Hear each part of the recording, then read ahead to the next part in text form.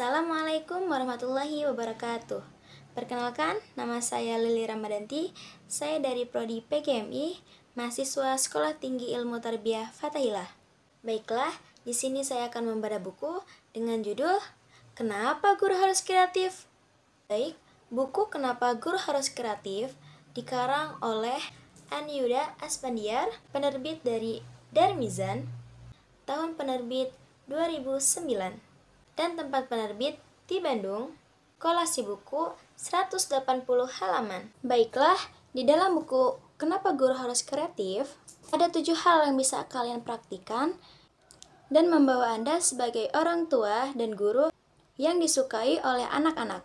Di antaranya, bagaimana menjadi guru kreatif dan dicintai anak-anak, bagaimana memahami karakter dan keinginan anak, bagaimana mengoptimalkan kecerdasan majemuk multiple intelligence anak, bagaimana merangsang kreativitas anak, bagaimana mengembangkan pola pikir dan sikap positif anak, bagaimana membangun dan menanam jiwa rohani anak, dan yang terakhir, bagaimana mengasah keberanian dan percaya diri anak.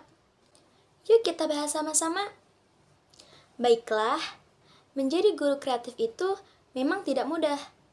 Diperlukan usaha lebih dalam untuk menggali potensi sisi pada guru tersebut. Nah, menurut Andi Yuda atau pengarang buku Kenapa Guru Harus Kreatif, memiliki prinsip for children. Apa itu for children? For children yaitu fleksibel, optimis, respect, cekatan, humoris, inspiratif, lembut, disiplin, responsif, empatik, dan ngefriend. Jadilah guru yang tidak kaku dan dapat memahami kondisi anak muridnya. Lalu jadilah guru yang lemah lembut, yang sayang kepada murid-muridnya, dan dapat menjadi contoh yang baik bagi murid-muridnya. Seperti misalnya tidak telat untuk ke sekolah, jadilah guru yang disenangi oleh murid-muridnya. Karena apa? Meskipun pelajaran itu sulit, tapi kalau misalnya si anak-anak itu senang dengan gurunya, nyaman dengan gurunya, maka pelajaran itu pun akan terasa mudah. Dan jadilah guru yang bisa mendengarkan keluh kesah si anak.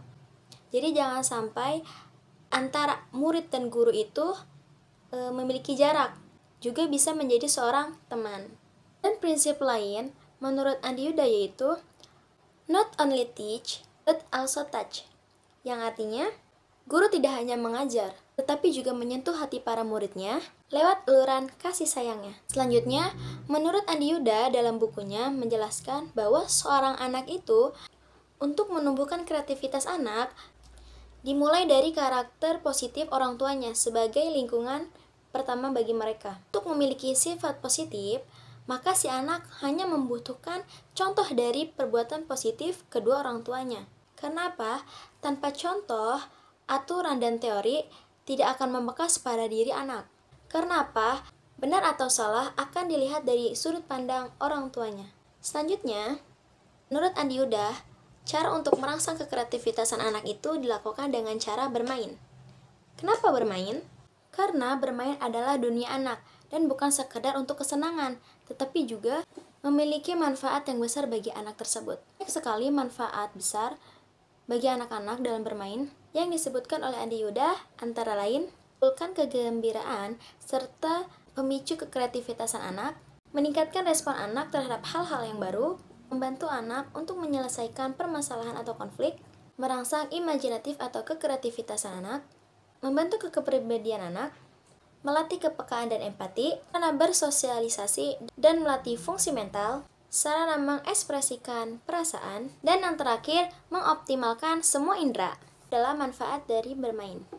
Baiklah, ada 9 teori untuk mengoptimalkan kecerdasan anak, yaitu kecerdasan linguistik atau bahasa. Ajaklah anak untuk berbicara atau berinteraksi secara langsung. Yang kedua, kecerdasan logika MTK. Perbanyaklah koleksi-koleksi buku untuk referensi sebagai konsep pembelajaran matematika. Juga si anak diajak untuk bermain seperti berhitung. Yang ketiga, kecerdasan gerak, yaitu melakukan kegiatan yang menunjang kemampuan motorik si anak. Yang keempat, kecerdasan spatial, seperti kenalkan arah atau bermain puzzle. Yang kelima, kecerdasan musik, kenalkan anak dengan berbagai jenis alat musik. Yang keenam, kecerdasan interpersonal. Kecerdasan ini merupakan kemampuan seseorang untuk mengenali dan mengembangkan potensi dan ekspresi dirinya. Yang ketujuh, kecerdasan interpersonal, seperti kasih sayang, perasaan, serta komunikasi. Yang kedelapan, kecerdasan naturalis.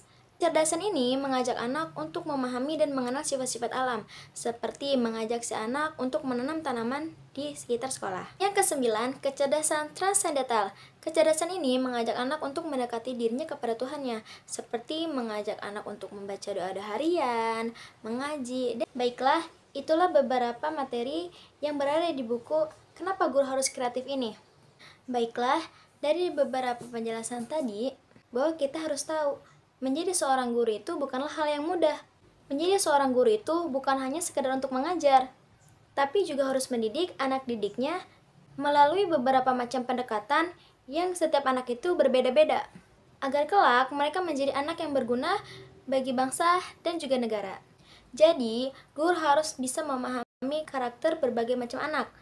Mengajar pun harus dari hati ke hati, agar apa? Agar si anak dapat memahami apa yang disampaikan gurunya. Serta ingatlah prinsip Andi Uda, for children, and not only teach, but also touch. Baiklah, mungkin cukup sekian dari saya. Kurang lebihnya mohon maaf. Wassalamualaikum warahmatullahi wabarakatuh.